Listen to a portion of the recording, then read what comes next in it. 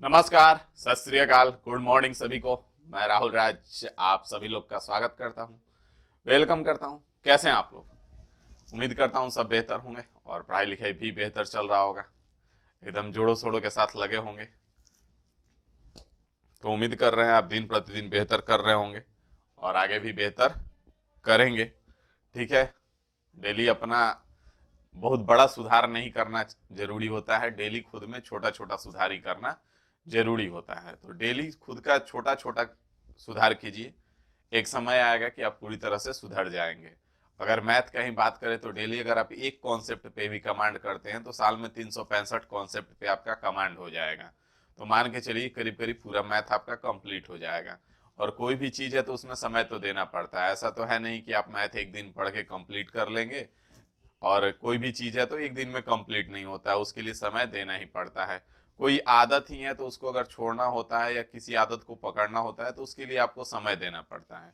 बिना समय दिए अगर आप चाहेंगे कि वो चीजें हो जाए तो पॉसिबल नहीं है। बात समझ में आ रही है? तो इसी के साथ हम लोग सेशन को स्टार्ट करेंगे।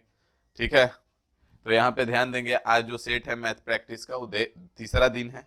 ठीक है ना? और अभी तक सभी लोग सो रहे हैं तो जग जाइए अब। ठीक है, क्योंकि आने वाला 2024 में कभी भी एग्जाम बहुत सारे होंगे आपके, और उससे पहले अगर आप तैयार नहीं रहते हैं तो फिर आपके हाथ से निकल जाएगा और फिर आप पछताते रह जाएंगे। तो इसीलिए आपको पहले से तैयार रहना बहुत ही जरूरी है। तो पहले से तैयार जरूर रहिए। और दूसरा चीज है कि आपका जो सेट हम लोग इसमें कर रहे हैं इसमें बहुत ही आराम से चीजों को कर रहे हैं। ठीक है, देख पा रहे होंगे कि एकदम एक एक क्वेश्चन एक एक कॉन्सेप्ट के साथ डील कर रहे हैं पूरी बेहतर ढंग से, पूरा फार्मूला के साथ। तो उसको आप नोट करते चलेंगे, जो भी आपको लगेगा कि फार्मूला हमको नहीं पता था या भूल गए थे तो उसको अलग नोट करेंगे। अगर आपको लगेगा कि कॉन्सेप्ट हमको नहीं पता था तो उस चीज को अलग नोट करेंगे और उसके साथ उससे रिलेटेड क्वेश्चन को भी नोट करेंगे ताकि रिवीजन के समय आपको दिक्कत ना हो। समझ में आ गया? तो चलिए ज्यादा देर न करते हम लोग सेशन को स्टार्ट करते हैं। आज तीसरा दिन है। पहला क्वेश्चन लेके आते हैं हम आपके स्क्रीन पे, देख पाएंगे आप पहला क्वेश्चन आपके स्क्रीन पे है। पहला क्वेश्चन क्या कह रहा है, ध्यान देंगे।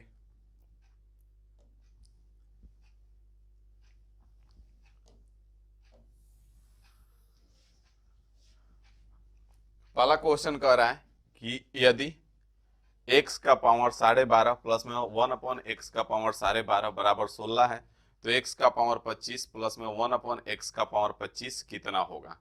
तो फटाफट बता देंगे कि इसका मान कितना होगा, क्योंकि यहाँ पे आप देख पा रहे हैं कि x का पावर 25 है प्लस में 1/x का पावर 25 है तो इसका मान पूछा गया है।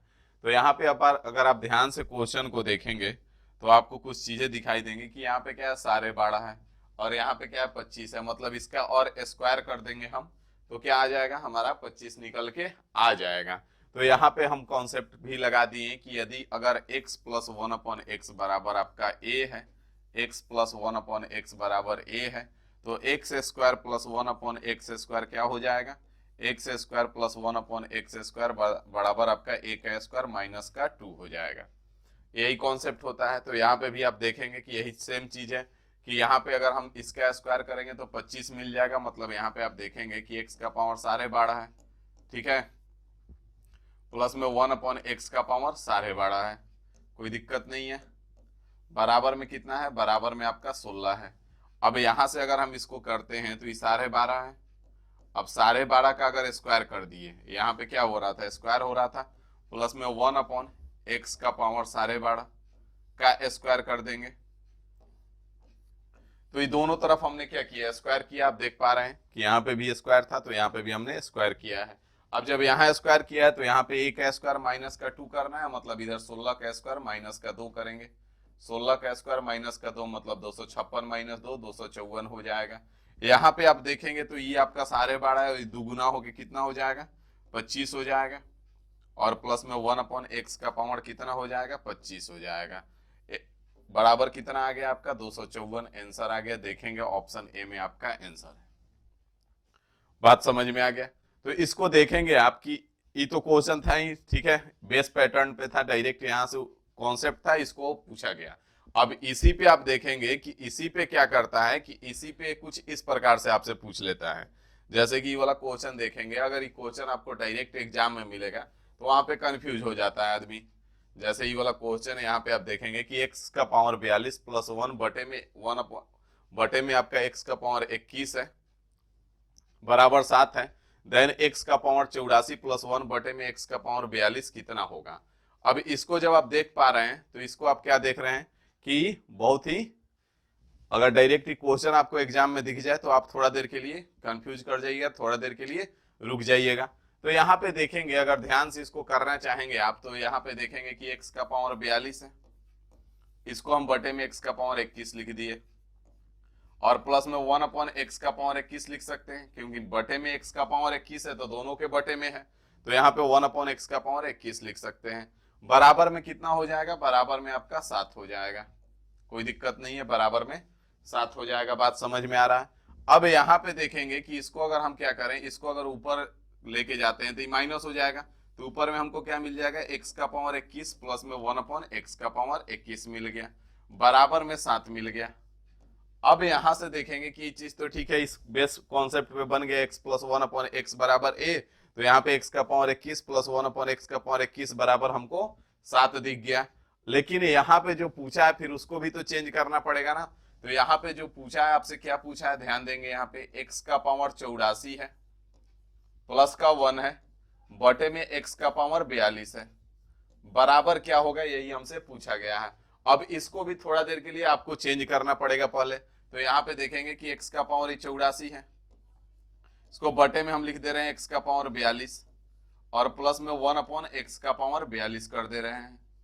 अब यहां से आप देखेंगे कि जब ऊपर जाएगा तो क्या बना देगा, x का पावर 42 हो जाएगा, क्योंकि डिवाइड में है, ऊपर जाएगा पावर माइनस हो जाएगा, प्लस का 1 अपॉन x का पावर 42 हो जाएगा, प्लस का 1 अपॉन x का पावर 42। अब आप ध्यान से देखेंगे तो ये 21 और 42 में क्या रिलेशन है, तो इसका स्क्वायर कर देना है, 21 का स्क्वायर कर देंगे तो हमको 42 मिल जाएगा। तो बस कुछ नहीं करना है, इसका स्क्वायर कर दीजिए, x का पावर 21, इसका अगर आप स्क्वायर करते हैं प्लस में 1 अपॉन x का पावर 21, इसका भी स्क्वायर कर दे, बराबर में हमको क्या मिलेगा, तो 7 का स्क्वायर माइनस का 2 मिलेगा, क्योंकि यहाँ पे आप कॉन्सेप्ट देख पा रहे हैं कि x का power x plus 1 upon x बराबर a है, तो x square plus 1 upon x square बराबर क्या हो जाएगा, a का स्क्वायर माइनस का 2 हो जाएगा। तो यहाँ पे आप देखेंगे कि अब यहाँ पे इसको अगर तोड़ते हैं हम तो 21 दूना 42 हो जाएगा, तो x का पावर 42 प्लस में 1 अपॉन x का पावर 42 हो जाएगा, बराबर में कितना हो जाएगा, 7 का स्क्वायर 49, 49 माइनस 2 आपका 47 हो जाएगा, जो कि किधर है, ऑप्शन डी में है। बात समझ में आ रहा है, तो यहाँ से आपका ऑप्शन डी जो है आंसर हो जाएगा। बात समझ में आ गया, यहाँ तक कोई दिक्कत नहीं होगा, ना ही कोई समस्या होगा। यही पूछा था आपसे, x का पावर 42 प्लस 1 अपॉन x का पावर 42, तो यहाँ पे हमने निकाल दिया, यहाँ तक कोई तकलीफ नहीं होगा। बात समझ में आ गया। शिवम कुमार का भी आंसर आ गया है भाई। आगे बढ़ा जाए, 2 के बाद 3 नंबर क्वेश्चन पे चलते हैं। आ जाइए फटाफट, देखिए 2 के बाद 3 नंबर क्वेश्चन क्या कह रहा है। 3 नंबर क्वेश्चन में यहाँ पे आप देखेंगे बहुत ही ईवी बेस कॉन्सेप्ट पे ही आपका क्वेश्चन है। इसको आप देखेंगे तो क्या कह रहा है कि x का पावर 2019 बराबर 11 माइनस 2 रूट 30 है। यहाँ से आपसे पूछा है x का पावर 2019 प्लस में 1 अपॉन x का पावर 2019 कितना होगा, हमसे पूछा गया है। यहाँ पे आप ध्यान से देखेंगे तो ये x का पावर 2019 है, x का पावर 2019 बराबर में कितना है, 11 माइनस 2 रूट 30 है, इतना दे रखा है। और आपसे पूछा क्या है भाई, तो x का पावर 2019 प्लस में 1 अपॉन x का पावर 2019 हमसे पूछा गया है। ऑप्शन में कुछ मिस्टेक लग रहा है, यहाँ पे ध्यान देंगे इस क्वेश्चन को कैसे करना है। तो इस क्वेश्चन को करने के लिए हम करेंगे क्या कि एक काम करेंगे, अलग से एक चीज चेक करेंगे, अगर वो चीज सेटिस्फाई कर रहा है तो हमारा क्वेश्चन 10 सेकंड में बन जाएगा। और वो इस टाइप के क्वेश्चन में 99.9% जगह पे आपको वो चीज सेटिस्फाई करेगा ही करेगा। जैसे कि यहाँ पे चेक क्या करना है, तो इसका स्क्वायर कर लीजिए, पहले 11 का स्क्वायर कितना होगा, 121 हो जाएगा। इसका स्क्वायर कर लीजिए, इसका स्क्वायर कीजिएगा कितना हो जाएगा, 120 हो जाएगा। बात समझ में आ रहा है, यहाँ तक कोई दिक्कत नहीं होगा, ना ही कोई समस्या होगा। अब यहाँ पे देखेंगे कि इन दोनों का अंतर कितना है, अंतर 1 का है। यही चीज आपको चेक कर लेना है साइड में कि इन दोनों के वर्ग का अंतर कितना आ रहा है। वर्ग का अंतर जैसे ही आपको दिखा कि 1 आ रहा है तो आपको कुछ नहीं करना है। अब आपको अगर निकालना है x का पावर 2019 प्लस में 1/x का पावर 2019। तो आपको कुछ नहीं करना है, इसमें बड़ा वाला कौन है, बड़ा वाला 11 है, क्योंकि 11 में से ही घट रहा है, तो बड़ा वाला 11 है, तो 11 गुना 2 आप 22 कर दोगे। अगर सेम क्वेश्चन में आपसे वहां पे प्लस ना करके अगर माइनस पूछा होता है x का पावर 2019 माइनस 1/x का पावर 2019, तो आपका कितना हो जाता? तो आपका कुछ नहीं करना था, इसका दुगुना कर दीजिए। यहाँ पे -2√30 है, तो माइनस का माइनस होगा और 2 का दुगुना करेंगे तो 4√30 हो जाएगा। तो दोनों चीज आपसे अगर पूछ देगा तो दोनों चीज आप बता देंगे, यहां तक आपको कोई समस्या नहीं होना चाहिए। बात समझ में आ गया? यहां से आगे बढ़ेंगे, यहां तक कोई समस्या नहीं होना चाहिए, नहीं कोई परेशानी होनी चाहिए। आगे बढ़ेंगे, यहाँ पे 3 के बाद 4 नंबर क्वेश्चन पे देखेंगे। 4 नंबर क्वेश्चन क्या कह रहा है? 4 नंबर क्वेश्चन यहाँ पे देखेंगे तो ये ज्यामिति का क्वेश्चन है, ज्योमेट्री का क्वेश्चन है आपका। यहाँ पे क्या कह रहा है, ध्यान देंगे 4 नंबर क्वेश्चन में। इसको हम फिगर को थोड़ा सा हाईलाइट करते हैं, वैसे दिख रहा है, ठीक है? तो यहाँ पे ध्यान देंगे।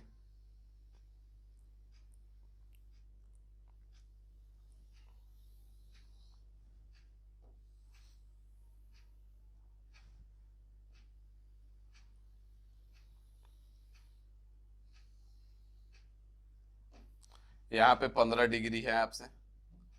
यहाँ ई वाला एंगल आपसे पूछा गया है कि ई वाला एंगल कितना होगा। अब इस क्वेश्चन को देखेंगे कि इस क्वेश्चन को हम सेकेंडों में निपटा सकते हैं। इस क्वेश्चन का आंसर कितना होगा, बात को ध्यान दीजिए। इस क्वेश्चन का आंसर बता दें आपको कितना होगा।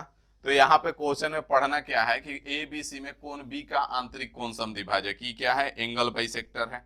ई जो है आपका एंगल बी का एंगल बाइसेक्टर है, तथा कोण सी का बाह्य कोण समद्विभाजक, कोण सी का बाह्य कोण समद्विभाजक, तो ये भी आपका एंगल बाइसेक्टर है, ठीक है? अब ये दोनों एंगल बाइसेक्टर अगर इस पॉइंट डी पर मिलते हैं, कहां पे मिल रहे हैं, डी पे मिल रहे हैं। अगर इस पॉइंट डी पर मिलते हैं तो जो डी पे बना ये जो डी पे कोण बनेगा ये हमेशा ए का आधा होगा। कितना होगा? ए का आधा होगा, कोण ए का आधा होगा। तो इस कॉन्सेप्ट को आप सिंपल सा इतना सा याद रख सकते हैं कि किसी भी त्रिभुज में एक कोण का आंतरिक कोण समद्विभाजक और एक कोण का बाह्य कोण समद्विभाजक जिस बिंदु पर मिलेगा वो कोण कितना डिग्री का बनेगा वहां पे? तो वहां पे तीसरा एंगल, एक कोण का तो आंतरिक कोण समद्विभाजक लिए बी का, एक कोण का बाह्य कोण समद्विभाजक लिया सी का, तो तीसरा कोण कौन बचा? ए। इस ए का आधा होगा। बात समझ में आ रहा है? आपको याद क्या रखना है कि किसी भी त्रिभुज में एक कोण का आंतरिक कोण समद्विभाजक और एक कोण का बाह्य कोण समद्विभाजक जिस बिंदु पर मिलेंगे उस बिंदु पे जो कोण बनेगा वो आपका तीसरा कोण जो बचा हुआ है, इसमें बी और सी ले लिए हैं तो ए बचा हुआ है, तो ए का आधा होगा। अब यहाँ पे आप सिंपल सा देख पा रहे हैं कि यहाँ पे 15 डिग्री है, तो यहाँ पे कितना डिग्री होगा कि आधा उसका करेंगे तो 15 डिग्री आ जाएगा। तो आप 10 सेकंड में बता देंगे कि सर जी यहाँ पे 30 डिग्री है, तो जाकर के इसका आधा करेंगे तो 15 डिग्री होगा। मतलब यहाँ पे कितने डिग्री का कोण बनेगा? यहाँ पे एंगल ए पे आपका 30 डिग्री का कोण बनेगा और यही आपका आंसर हो जाएगा, ऑप्शन बी में है। बात समझ में आ गया? यहां तक कोई दिक्कत नहीं होगा, ना ही कोई समस्या होगा। आगे बढ़ा जाए, 4 के बाद 5 नंबर क्वेश्चन पे आ जाइए। 5 नंबर क्वेश्चन देखिए क्या कह रहा है। 5 नंबर क्वेश्चन यहां से आप देख पाएंगे कि 5 नंबर क्वेश्चन क्या कह रहा है। 5 नंबर क्वेश्चन कह रहा है कि यदि एक घनाभ के तीनों समीपवर्ती फलकों का क्षेत्रफल क्रमशः 32, 24 और 48 सेंटीमीटर स्क्वायर है तो घनाभ का आयतन ज्ञात करें। अब यहाँ पे बात को ध्यान से समझिएगा, जब भी इस प्रकार का क्वेश्चन दे दे कि घनाभ के तीनों समीपवर्ती फलकों का क्षेत्रफल आपको दे दे, क्या दे दे? तीनों समीपवर्ती फलकों का क्षेत्रफल। तो यहाँ पे मान लेते हैं कि तीनों घनाभ के तीनों समीपवर्ती फलकों का क्षेत्रफल जो है हमारा क्या होता है, कॉन्सेप्ट याद रखिएगा, घनाभ के तीनों समीपवर्ती फलकों का क्षेत्रफल जो है समीपवर्ती फलकों का जो क्षेत्रफल है आपका, फलकों का क्षेत्रफल जो है आपका मान लेते हैं कि XYZ है, XYZ है, क्या है? XYZ है। तो यहां से आयतन बराबर आपका डायरेक्ट होता है, आयतन बराबर आप डायरेक्ट याद रखेंगे कि जब भी तीनों समीपवर्ती फलकों का क्षेत्रफल दे देगा, आपसे आयतन पूछेगा तो आयतन बराबर डायरेक्ट होता है √x गुना y गुना z होता है। इसको आप याद रखेंगे। बात समझ में आया? तो यहाँ पे आप देख पाएंगे कि यहाँ पे क्या कह रहा है, यहाँ पे 32, 24 और 48 दे रखा है। तो आपसे आयतन पूछा गया है, तो आयतन बताना है, तो अंडर रूट में 32 गुना में 24 गुना में 48 हो जाएगा आपका। अब यहाँ पे इसको बाहर निकालना है रूट के अंदर से, तो यहाँ पे ध्यान देंगे कि 24 है और यहाँ पे 48 है, तो दोनों में 24 है, इसमें भी एक 24 है, तो 24 को हम बाहर निकाल लेते हैं। ये 24 तो खत्म हो गया, लेकिन ये खत्म हुआ, लेकिन इसमें 2 बचा हुआ है, ये 2 हम इसको दे देते हैं, तो 32 दूना 64 बन जाएगा। 64 का 8 बाहर निकाल लेते हैं, तो 24 गुना 8 हो गया, 24 गुना 8 आपका 152 हो जाएगा, और यही आपका आंसर हो जाएगा, जो कि ऑप्शन ए में है। बात समझ में आ गया, ऑप्शन ए में है। तो इस तरह से आपको कॉन्सेप्ट अगर पता है तो आप किसी भी चीज को आसानी से कर सकते हैं। अगर कॉन्सेप्ट आपको नहीं पता है, तरीका आपको नहीं पता है, तो फिर वही बात है, फंस जाएंगे। आगे बढ़ेंगे यहाँ से 5 के बाद 6 नंबर क्वेश्चन पे आ जाइए। 6 नंबर क्वेश्चन देखिए क्या कह रहा है। 6 नंबर क्वेश्चन देखेंगे यहाँ से। 6 नंबर क्वेश्चन ध्यान देंगे यहाँ पे क्या कह रहा है। 36 छात्रों के एक समूह की औसत आयु 14 वर्ष है। जब उसमें शिक्षक की आयु शामिल कर दी जाती है तो औसत एक बढ़ जाता है। शिक्षक की आयु कितने वर्ष है? शिक्षक की आयु कितने वर्ष है यहाँ पे पूछा गया है। तो यहाँ पे सिंपल सा अगर हम बात करें कि यहाँ पे ध्यान देंगे कि 36 छात्रों के 36 गो छात्र था और सब में 1 वर्ष बढ़ जाएगा। तो 1 वर्ष बढ़ा तो मतलब 36 से ज्यादा का जो शिक्षक आया है उस 36 से ज्यादा का है, तो 36 का तो होगा ही होगा, 36 से ज्यादा का होगा। कितना ज्यादा का होगा? तो 1 वर्ष बढ़ जा रहा है। बात को ध्यान देंगे, यहाँ पे 1 वर्ष बढ़ जा रहा है, तो 1 वर्ष बढ़ेगा तो 14 में 1 वर्ष बढ़ जाएगा, कितना हो जाएगा? तो 14 और 1 15 हो जाएगा। तो यहाँ से प्लस 15 कर देंगे और यहाँ पे हमारा कितना हो जाएगा? 36 और 15 आपका 51 हो जाएगा, और यही आपका आंसर आ जाएगा। बात समझ में आ गया? यहाँ तक कोई दिक्कत नहीं होगा, ना ही कोई समस्या होगा। यहां से आप अगर फॉर्मूला याद रख सकते हैं तो फॉर्मूला से भी जा सकते हैं। सर यूट्यूब वालों का भी कमेंट भी देखा करो। कौन सा कमेंट हम नहीं देख रहे हैं भाई? सबका कमेंट दिख रहा है। वैसा कुछ दिखा नहीं कि कमेंट का रिस्पांस दें हम। अजय सैनी भाई, ठीक है, हम आपका कमेंट देख रहे हैं। अभी आप घनाभ का आयतन बराबर एल गुना बी गुना एच किए थे तो हमको सब दिखा था। चंदन भाई कह रहे हैं हेलो सर, बोलिए भाई क्या कहना चाह रहे हैं। शिवम कुमार का आंसर आया हुआ है 51। अजय सैनी का भी आंसर आया हुआ है। सबका कमेंट दिख रहा है। वैसा कोई कमेंट होता है तो हमें रिएक्ट करेंगे, बाकी तो नॉर्मल चल रहा है। आप आंसर बता रहे हैं तो अच्छी बात है। और इसका सेट आपको पता ही है कि मेरिडिकल राहुल राज और इजी वे ग्लोबल दोनों टेलीग्राम चैनल पे अवेलेबल हो जाता है, तो आप वहां से डाउनलोड करके पहले से बना सकते हैं, ताकि यहाँ पे आपको टाइम न देना पड़े। यहाँ पे हम पूरा टाइम दें इस चीज को समझाने में कि आपको कितना बेहतर ढंग से समझाया जा सकता है, तो इसीलिए पहले ही डाल दिया जाता है। ठीक है, आगे बढ़ा जाए। अगर इसका फॉर्मूला आप याद रख सकते हैं तो फॉर्मूला से भी आप कर सकते हैं, यहाँ पे कोई दिक्कत नहीं है। यहाँ पे नया औसत तो 14 में 1 वर्ष बढ़ जाएगा। पहले से औसत 14 था, 1 वर्ष बढ़ जाता है तो औसत आपका 15 हो जाएगा, और यहाँ पे प्लस हो जाएगा। वृद्धि कितने का हो रहा है? तो 1 का वृद्धि हो रहा है तो वृद्धि हो जाएगा। गुना में पूर्व संख्या, पहले कई गो छात्र था? 36 गो, तो गुना में 36 हो जाएगा। 15 प्लस 36 करेंगे, आपका 51 आंसर हो जाएगा। बात समझ में आ गया? यहाँ तक कोई तकलीफ नहीं होगा, ना ही कोनो प्रकार का समस्या होगा। आगे आ जाइए। 6 के बाद 7 नंबर क्वेश्चन देखिए क्या कह रहा है। 7 नंबर क्वेश्चन यहाँ पे आप देख पाएंगे कि 7 नंबर क्वेश्चन क्या कह रहा है। शांत जल में एक नाव की गति 8 किलोमीटर प्रति घंटा है। यदि धारा की गति 2 किलोमीटर प्रति घंटा है तो धारा के प्रतिकूल जाते हुए 2 घंटे में नाव कितनी दूरी तय करेगा? ठीक है,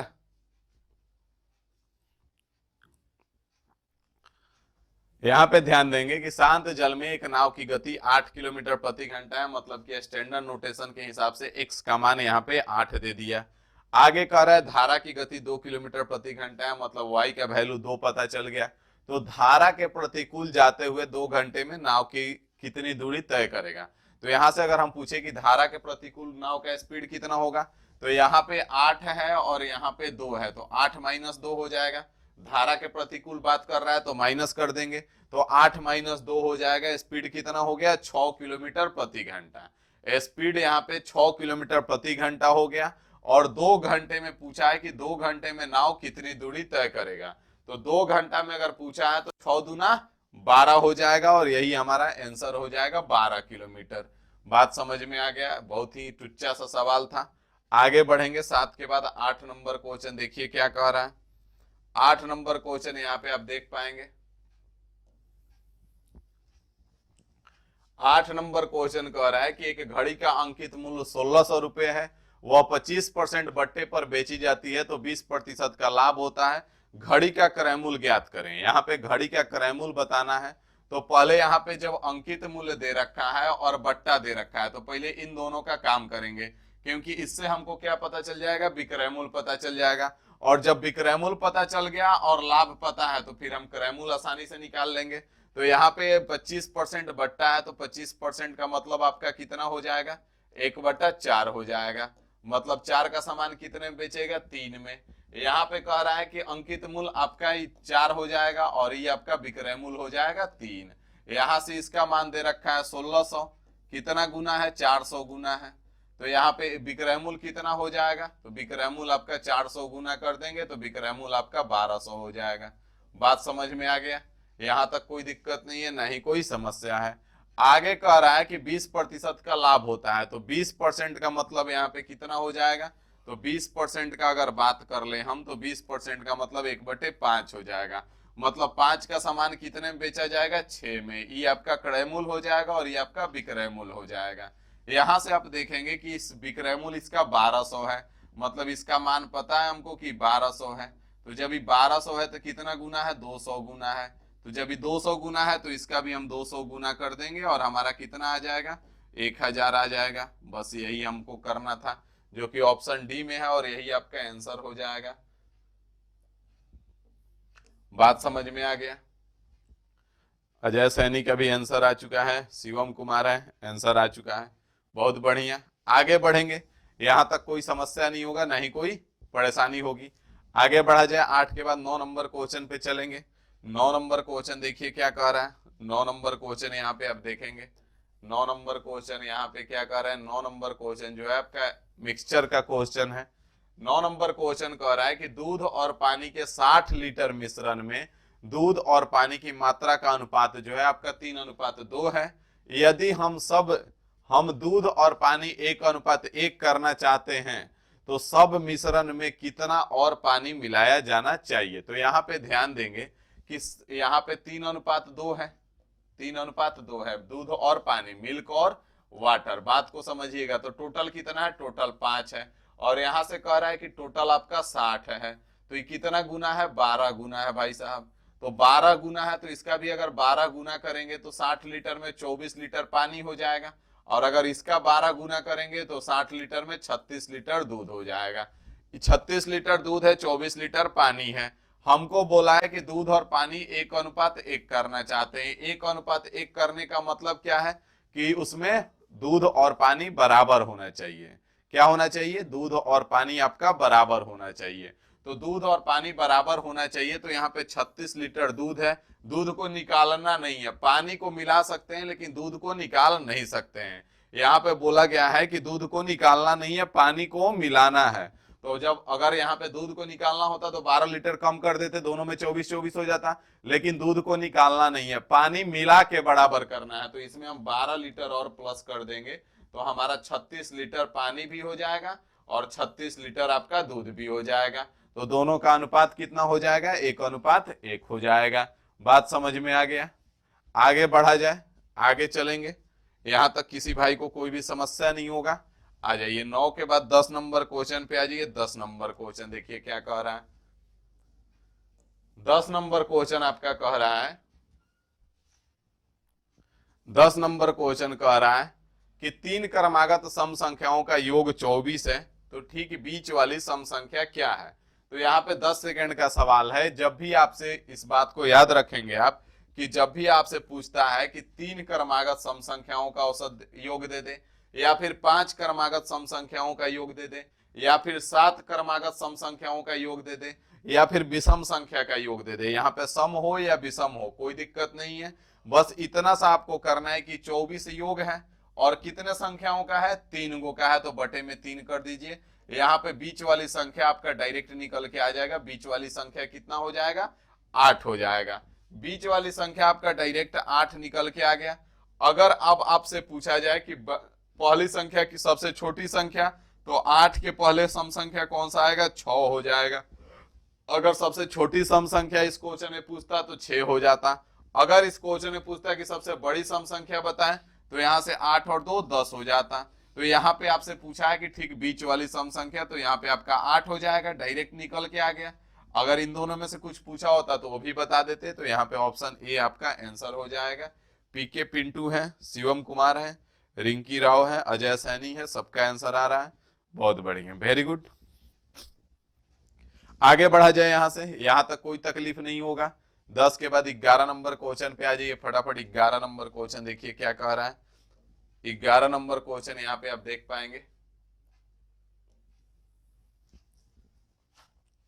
11 नंबर क्वेश्चन कह रहा है आपका कि मोहन ने अपना व्यय पहले 15% घटाया, पुनः 5% घटाया, इस प्रकार उसके व्यय में कुल कितने प्रतिशत की कमी हुई। तो इस टाइप के क्वेश्चन को हम दोनों तीनों तरीका बताते हैं आपको बार बार।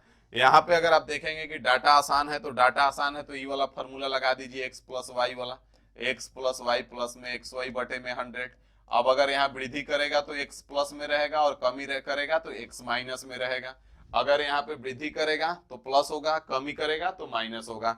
यहाँ पे घटाया गया है दोनों केस में, तो दोनों माइनस में होगा। माइनस का 15, माइनस का 5, माइनस प्लस हो जाएगा, और 15 पचे 75 बटे में 100 हो जाएगा। यहाँ पे आप देखेंगे कि -5 माइनस ही कितना हो जाएगा, तो ये आपका 20 हो जाएगा, 20 हो जाएगा। और माइनस का 20 प्लस का यहाँ पे कितना हो जाएगा, 25 3 75, 25 चौका 100।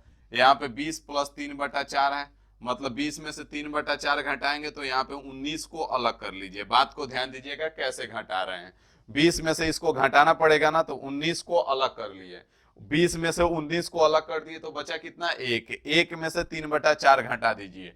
1 में से 3/4 घटाएंगे कितना आ जाएगा आपका, तो 4 एकम 4 -3 1/4 आ जाएगा, मतलब 19.1/4% का कमी होगा। और यही आपका आंसर आ जाएगा, 19.1/4। यहाँ पे बात को ध्यान देंगे, यहाँ पे माइनस आने का मतलब है कि कमी हुआ है। अब यहाँ ऑप्शन में माइनस मत ढूंढने लगिएगा, ठीक है, क्योंकि यहाँ पे पूछा ही है कि कितने प्रतिशत की कमी हुई है, तो माइनस में आ रहा है मतलब कि कमी हुई है। इससे हमको पता चल रहा है माइनस से। बात समझ में आ गया। आगे बढ़ा जाए, यहां तक किसी भाई को कोई भी समस्या नहीं होगा, ना ही कोई परेशानी होगी। 11 के बाद 12 नंबर क्वेश्चन देखिए क्या कह रहा है। 12 नंबर क्वेश्चन यहां पे कह रहा है, 12 नंबर क्वेश्चन कह रहा है कि एक व्यक्ति ने अपनी गाड़ी 35% लाभ पर 15,000 रुपए में बेचा, वह उसे कितने में बेचे कि उसे 10% की हानि हो।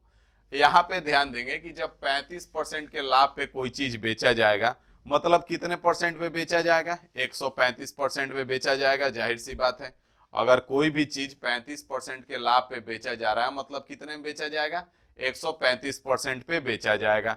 तो 135% पे बेचा गया, ठीक है। और बेचा कितना में गया, 15,000 में बेचा गया।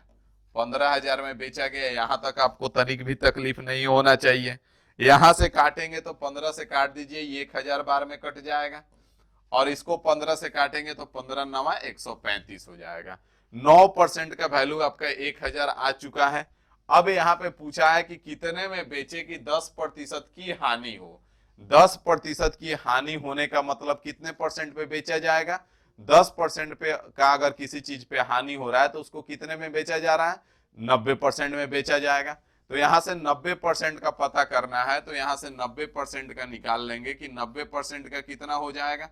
तो यहां से 9 गुना 10 करेंगे, तो इधर भी हम 10 गुना कर देंगे, तो यहाँ पे हमारा कितना हो जाएगा, 10,000 हो जाएगा, जो कि ऑप्शन ए में है, और यही आपका आंसर हो जाएगा। बात समझ में आ गया। यहां तक कोई समस्या नहीं होगा, ना ही कोई परेशानी होगी। आगे बढ़ा जाए, यहां तक कोई परेशानी नहीं होगा। 12 के बाद 13 नंबर क्वेश्चन पे चलेंगे। 13 नंबर क्वेश्चन देखिए क्या कह रहा है। 13 नंबर क्वेश्चन भी आसान क्वेश्चन है, बशर्ते कि आपको कॉन्सेप्ट पता होना चाहिए। मध्यानुपाती पूछा है कि मध्यानुपाती क्या होगा, 16 और 9 का मध्यानुपाती कितना होगा। तो यहाँ पे ध्यान देंगे कि मान लेते हैं ए और बी का मध्यानुपाती हमारा एक्स है। तो यहां से अगर देखेंगे तो इसको लिख सकते हैं a बटे एक्स बराबर में x बटे बी हो जाएगा। यहां से तिरछा तिरछी गुना कर देंगे तो यहाँ पे एक्स स्क्वायर हो जाएगा और बराबर में a इंटू बी हो जाएगा। यहां से x बराबर कितना आ गया, अंडर रूट में ए बी आ गया। यहां तक कोई तकलीफ नहीं होगा। x बराबर कितना आ गया, अंडर रूट में ए बी आ गया। तो यहां से भी हम क्या कर सकते हैं, इसका मध्यानुपाती निकालना है तो अंडर रूट में 16 गुना 9 कर देंगे। 16 9 कितना होता है, 144 होता है और 144 का 12 आपका बाहर निकल जाएगा और यही आपका आंसर हो जाएगा जो कि ऑप्शन डी में है। बात समझ में आ गया, सभी लोग का आंसर आ गया। अजय सैनी है, अजय सैनी, रिंकी राव, नीरज राजपूत, प्रदीप कुमार, शिवम कुमार, सबका आंसर आ रहा है, बहुत बढ़िया। आगे बढ़ेंगे यहां से, यहां तक कोई समस्या नहीं होगा, ना ही कोई परेशानी होगी। 13 के बाद 14 नंबर क्वेश्चन पे आ जाइए फटाफट। 14 नंबर क्वेश्चन देखिए क्या कह रहा है। 14 नंबर क्वेश्चन देख पाएंगे आप, क्या कह रहा है। कह रहा है कि किसी धन के 6% दर से 3 वर्ष के ब्याज और 6 वर्ष के ब्याज का योग 270 है, तो वह धन राशि ज्ञात करें। सिंपल सा है बात। यहां से 6% के हिसाब से 3 साल में कितना मिलेगा, 6% अगर 1 साल में मिल रहा है तो 3 साल में कितना मिलेगा, 6 18% मिलेगा गुरुजी। यहां तक कोई दिक्कत नहीं होगा। और यहां से 6% के हिसाब से 6 साल में कितना मिलेगा, तो आप कहेंगे 6 6 36% मिलेगा, तो यहाँ पे 36% मिला। अब कह रहा है योग, तो इन दोनों का योग कितना हो जाएगा, 54% हो जाएगा। इन दोनों का योग कितना हो जाएगा, 54%। और यहाँ कह रहा है कि योग जो है 270 है, मतलब 54% का वैल्यू आपका 270 हो जाएगा। काट पीट मचा दीजिए, 54 से 1 बार में और 54 से 5 बार में, 50 25 हो जाएगा, 5 चौका 20 हो जाएगा। तो यहां से 1% का वैल्यू 5 पता चल गया। हमसे पूछा क्या है, वह धन ज्ञात कीजिए, मतलब कि धन बताना है, यहाँ पे धन राशि बताना है। तो कुछ नहीं करेंगे, 100% का मान निकाल दीजिए। यहाँ पे 100% का मान निकालेंगे तो यहाँ पे क्या हो जाएगा, 500 हो जाएगा और यही आपका आंसर हो जाएगा। ढूंढिए किधर है, ऑप्शन डी में है। वैसे इस क्वेश्चन का आंसर हम बिना कुछ किए भी बना सकते थे, क्योंकि यहाँ पे पता चल गया था 54% का वैल्यू 270 है, मतलब जो 100% होगा वो 500 के आसपास जाएगा, 500 से ज्यादा नहीं हो सकता है। और यहाँ पे सब 500 से बहुत ज्यादा था, मतलब कि यहाँ पे ऑप्शन डी हमारा आंसर हो जाएगा। बात समझ में आ गया। आगे बढ़ेंगे 14 के बाद 15 नंबर क्वेश्चन पे, सबका आंसर आ रहा है, बहुत बढ़िया। आगे आ जाइए, 15 नंबर क्वेश्चन देखिए क्या कह रहा है आपका। 15 नंबर क्वेश्चन यहाँ पे देख पाएंगे आप। कह रहा है दो व्यक्ति एक समान दूरी की क्रमशः 25 किलोमीटर प्रति घंटा और 30 किलोमीटर प्रति घंटे की चाल से तय करते हैं, तब वो वह दूरी ज्ञात करे जब एक व्यक्ति दूसरे से 25 मिनट ज्यादा समय लेता है। सिंपल सा बात है। यहाँ पे अगर स्पीड हम लिखें, स्पीड का बात करें दो व्यक्ति का, तो स्पीड एक बार कह रहा है इसका 25 है और इसका 30 है, ठीक है। तो इसका अगर हम काट दे तो 5 से और 6 बार में, तो जब ये स्पीड है तो यहाँ पे समय कितना हो जाएगा, तो समय गुरुजी 6 से 5 हो जाएगा। यहां से कितना अधिक ले रहा है, 1 अधिक ले रहा है। और क्वेश्चन कह रहा है कि 25 मिनट ज्यादा लेता है। क्वेश्चन क्या कह रहा है, 25 मिनट ज्यादा लेता है, मतलब इस 1 का मान हमको 25 मिल गया। अब यहां से जब 1 का मान 25 मिल गया तो यहां से या तो 6 का मान निकाल लीजिए तो इसका समय पता चल जाएगा, या फिर 5 का मान निकाल लीजिए, इसका समय पता चल जाएगा। हम क्या कर रहे हैं कि इसका पता कर ले रहे हैं कि इसका कितना हो जाएगा, तो 25 गुना करेंगे तो 25 छक्का 150 हो जाएगा। 150 मिनट का मतलब क्या हो जाएगा, अगर 150 मिनट है तो मतलब कितना घंटा हो जाएगा, तो 2.5 घंटा हो जाएगा। 2.1/2 घंटा हो जाएगा। अभी 2.1/2 घंटा मतलब 2.5 घंटा। 2.5 घंटा में कितना जाएगा, यही हमसे पूछा गया है। दूरी पूछा है ना, तो 25 के स्पीड से 2.5 घंटा तक चलता है, तो कितना दूर जाएगा हमको बताना है। तो 2 घंटे में 50 जाएगा और आधा घंटा में 12.5 जाएगा, तो 50 प्लस 12.5 कितना हो जाएगा, 62 किलोमीटर हो जाएगा और यही आपका आंसर हो जाएगा। पीके पिंटू है, रिक्की राव है, शिवम कुमार है, प्रदीप कुमार है, अजय सैनी है, सबका आंसर आ रहा है, बहुत बढ़िया, वेरी गुड। आगे बढ़ा जाए, यहां तक कोई दिक्कत नहीं होगा, नहीं कोई समस्या होगा। 15 के बाद 16 नंबर पे आ जाइए फटाफट। 16 नंबर क्वेश्चन देखिए क्या कह रहा है। 16 नंबर क्वेश्चन कह रहा है भाई साहब, 16 नंबर क्वेश्चन यहाँ पे कह रहा है कि एक रेलगाड़ी किसी स्थिर वस्तु को 25 सेकंड में पार करती है। यदि रेलगाड़ी की गति 25 मीटर प्रति सेकंड है तो रेलगाड़ी की लंबाई ज्ञात करना है। तो जब स्थिर ऑब्जेक्ट को, स्थिर वस्तु को पार कर रहा है 25 सेकंड में, मतलब टाइम 25 है, और यहाँ पे स्पीड आपका 25 मीटर प्रति सेकंड है। यहाँ पे रेलगाड़ी जो दूरी तय करेगा वही रेलगाड़ी का लंबाई बनेगा, क्योंकि एक स्थिर ऑब्जेक्ट को पार कर रहा है। तो यहाँ से हमको क्या करना है, हमको दूरी निकालना है, मतलब कि यहाँ पे स्पीड समय गुना चाल कर देंगे, चाल गुना समय कर देंगे, तो 25 गुना 25 करेंगे, 625 मीटर हमारा आंसर हो जाएगा। बात समझ में आ गया? यहां तक कोई दिक्कत नहीं होगा, ना ही कोई समस्या होगा। आगे बढ़ेंगे, 16 के बाद 17 नंबर पे आ जाइए फटाफट, सबका आंसर आ रहा है। 17 नंबर क्वेश्चन देखिए, इसमें आपसे माध्यिका पूछा गया है। 17 नंबर क्वेश्चन में आपसे माध्यिका पूछा गया है, तो माध्यिका आसानी से निकाल लेंगे। माध्यिका का बस सिंपल सा एक ही कॉन्सेप्ट होता है कि बीच वाला संख्या हमको बताना होता है। माध्यिका का क्या होता है कि बीच वाला संख्या हमको बताना होता है कि बीच में कौन सी संख्या है। तो सबसे पहले इसको या तो आरोही क्रम में या तो अवरोही क्रम में सजा लीजिए। तो यहाँ पे सबसे छोटा अगर हम देखें तो सबसे छोटा हमारा 12 है। सबसे छोटा अगर हम आरोही क्रम में समझाए तो सबसे छोटा 12 है। 12 के बाद कौन सा है, यहाँ पे 12 है। 12 के बाद आपका 22 है, तो 22 को लिख दिए। 22 के बाद आपका 31 है, तो 31 को लिख दिए। 31 के बाद आपका कौन सा है, 31 के बाद आपका 36 आना चाहिए, तो 36 को लिख दिए। 36 के बाद आपका 2 बार 43, 43 है 2 बार, तो इसको 2 बार 43, 43 लिख दिए। 43, 43 2 बार हो गया, यहाँ तक कोई दिक्कत नहीं होगा। अब यहाँ पे 43 के बाद कौन सा आएगा, तो 53 भी 2 बार है, यहाँ पे 53 और यहाँ पे भी 53 है, तो यहाँ पे 53 53 2 बार हो गया, 53 और 53। आगे बढ़ेंगे तो यहाँ पे अब इससे छोटा कौन है, तो यहाँ पे 53 के बाद 54 है, तो यहाँ पे 54 को रख दिए, 54 आ गया। उसके बाद कौन आएगा, तो यहाँ पे 66 है, उसके बाद 67 है, उसके बाद 97 98, उसके बाद सॉरी 90 है, 66 और 67 हो जाएगा। पहले तो 66 हो गया, फिर 67 हो गया, यहाँ पे 66 हो जाएगा, इस 67 हो गया। उसके बाद इधर 90 है, 97 है और 98 है, सब खत्म हो गया। 90 97 और 98। अब यहाँ पे देख लीजिए बीच में कौन आएगा, तो यहाँ से देखेंगे टोटल कई गो है, 1 2 3 4 5 6 7 8 9 10 11 12 13 14 गो है, तो 14 गो है, तो बीच में 2 गो आएगा। 14 गो है तो बीच में कई गो आएगा, 2 गो आएगा। तो यहाँ पे ध्यान दीजिए बीच में कौन आएगा, इधर से 2 गो खत्म कर दिए, इधर से 2 गो खत्म, फिर इधर से 2 गो खत्म, इधर से 2 गो खत्म, फिर यहाँ से इधर से 2 गो खत्म और इधर से भी 2 गो खत्म।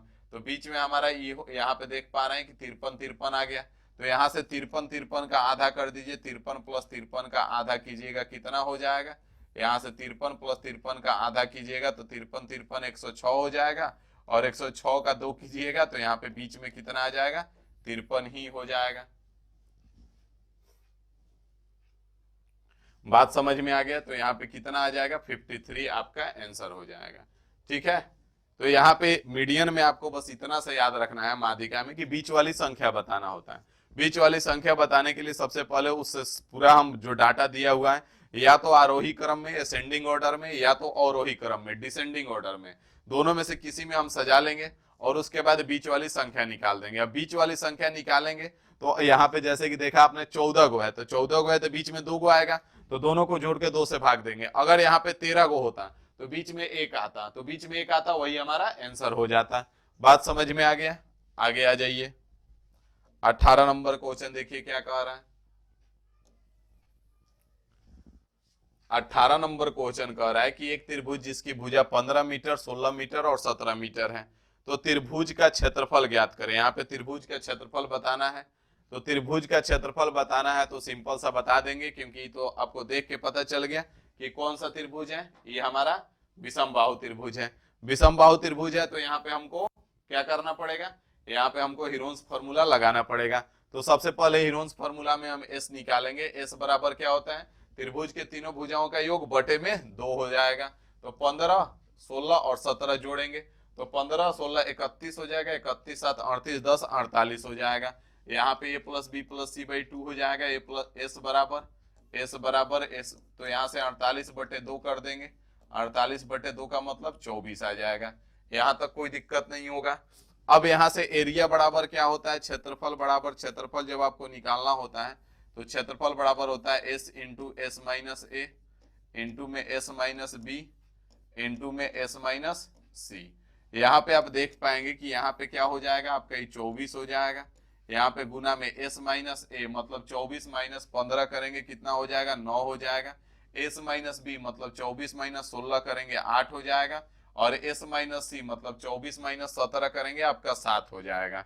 यहाँ पे ध्यान से देखेंगे कि यहाँ पे आपका ये 8 है और ये 24 है, तो इसमें आपका दोनों में 8 है तो 8 हम बाहर निकाल लिए। इसमें अभी 3 बचा हुआ है, ये 3 हम इसको दे देते हैं तो 21 बन जाएगा। इस 9 में से हम 3 को बाहर निकाल लेते हैं, यहाँ पे बचा कितना 21 बचा, तो यहाँ पे आपका 8 3 24 और रूट में 21 आ गया, तो यही आपका आंसर हो जाएगा 24 रूट 21 जो कि ऑप्शन ए में है। बात समझ में आ गया। नीरज राजपूत के 144 रूट 21 आ रहा है, पता ना भाई कैसे आ रहा है, गलत है आपका, उसको चेक कीजिए कहाँ गलती कर रहे हैं। ऑप्शन में भी 144 नहीं है। बढ़ेंगे आगे, यहां तक कोई दिक्कत नहीं होगा, किसी भाई को कोई भी समस्या नहीं होगा। 18 के बाद 19 नंबर क्वेश्चन पे चलेंगे। प्रॉपर आपको समझ में आ रही होंगी चीजें, कोई दिक्कत नहीं हो रहा होगा।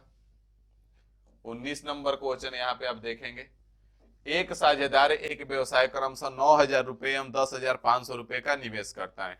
यदि वर्ष के अंत में 6500 रुपए का लाभ हो तो दूसरा साझेदार को कितना मिलेगा। यहाँ पे आप याद रखेंगे पार्टनरशिप में जो लाभ बढ़ता है वो किस रेशियो में बढ़ता है, इन्वेस्टमेंट इनटू टाइम के रेशियो में बढ़ता है लाभ। तो इन्वेस्टमेंट इनटू टाइम के रेशियो में आपका लाभ बढ़ेगा, तो इस बात का ध्यान रखेंगे कि यहाँ पे टाइम का कोई जिक्र नहीं है। जब टाइम नहीं है तो फिर किस अनुपात में बढ़ेगा, जो पूंजी लगाएगा उसी अनुपात में यहाँ पे लाभ को बांट दिया जाएगा। तो यहाँ पे ध्यान देंगे कि पूंजी किस अनुपात में लगा है, तो पूंजी हमारा 90,000 है, इधर 9,000 है सॉरी, और इधर 10,500 है। अब इसको अगर अनुपात हम निकालेंगे 0000, 15 छक्का 90 और 15 सत्ते 105, 6:7 हो गया आपका। 6:7 हो गया, तो यहाँ से टोटल लाभ कितना है 13 है। यही लाभ का अनुपात हो जाएगा, जो पूंजी का अनुपात आएगा वही हमारा लाभ का अनुपात हो जाएगा। तो यहाँ से टोटल लाभ कितना हो जाएगा 13, और यहाँ पे कह रहा है 6500 है, मतलब इस 13 का मान हमको कितना मिल गया 6500 मिल गया। कितना गुना है 500 गुना है। जब भी 500 गुना है तो हमसे पूछा क्या है दूसरा साझेदार, तो इस 7 का 500 गुना कर दीजिए, दूसरा साझेदार को इतना ही लाभ हो जाएगा, 7 5 35 हो जाएगा, और यही आपका आंसर हो जाएगा जो कि ऑप्शन बी में है। बात समझ में आ गया। यहां तक किसी भाई को कोई भी समस्या नहीं होगा, ना ही कोई परेशानी होगी, चीजें समझ में आ रही हैं, चीजें क्लियर हैं एकदम। आगे बढ़ेंगे 19 के बाद 20 नंबर क्वेश्चन पे आ जाइए। 20 नंबर क्वेश्चन देख लीजिए। 20 नंबर क्वेश्चन त्रिकोणमिति का क्वेश्चन है, और थोड़ा सा इस क्वेश्चन में ट्विस्ट आ जाता है, क्योंकि यहाँ पे आप ध्यान देंगे कि हम आपको बताए थे कि cos a बराबर cos b होता है, कब, जब a प्लस बी 90।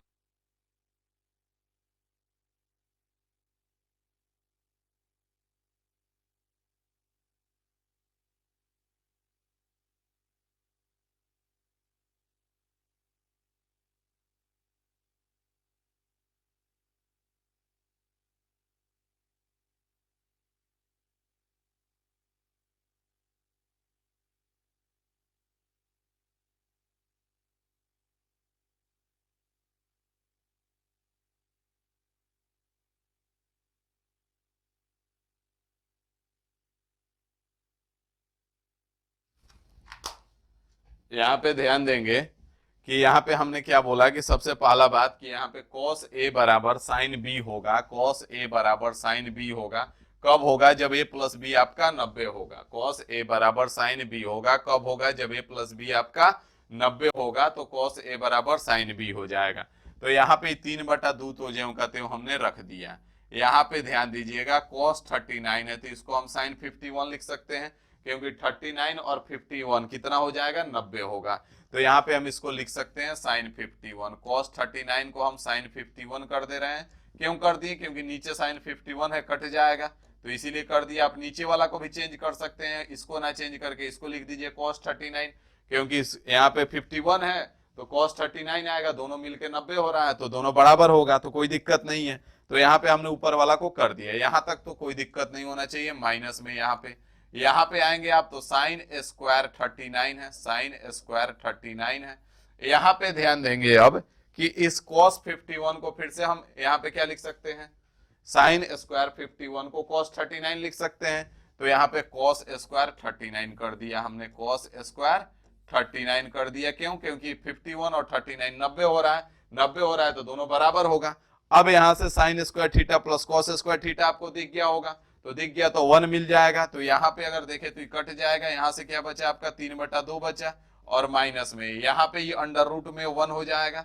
अब यहाँ पे ट्विस्ट क्या आता है तो ध्यान देंगे, यहाँ पे 3/2 है और यहाँ पे माइनस है, और ये जो 1 बाहर निकलेगा तो ये प्लस माइनस दोनों में निकलेगा। यही इस क्वेश्चन में ट्विस्ट है। मेन ट्विस्ट यहाँ पे यही है, कुछ नहीं करता है आदमी, 3/2 यहाँ से एक बाहर निकलता, 3/2 में से एक घटा देता और पहला ही ऑप्शन था 1/2 आंसर मार के निकल जाते हैं। लेकिन दिक्कत हो जाता है यही चीज। तो यहाँ पे अगर आप एक बार 3/2 के साथ ध्यान देंगे, 3/2 के साथ यहाँ पे आपका माइनस है और ई प्लस का 1 लेंगे तो यहाँ पे माइनस आएगा, तो यहाँ पे 3 - 2 कितना आ जाएगा आपका 1/2 आ जाएगा। लेकिन यही जब चीज 3/2 और यहाँ पे एक माइनस है और ये जब माइनस वाला लेंगे तो ये प्लस हो जाएगा और यहाँ पे 1 हो जाएगा, 2 और 3 5 हो जाएगा और यहाँ पे 5/2 आ जाएगा। तो यहाँ से आपका जो आंसर हो जाएगा 1/2 भी होगा और 5/2 भी होगा, मतलब कि ऑप्शन सी आपका आंसर होगा। बात समझ में आ गया?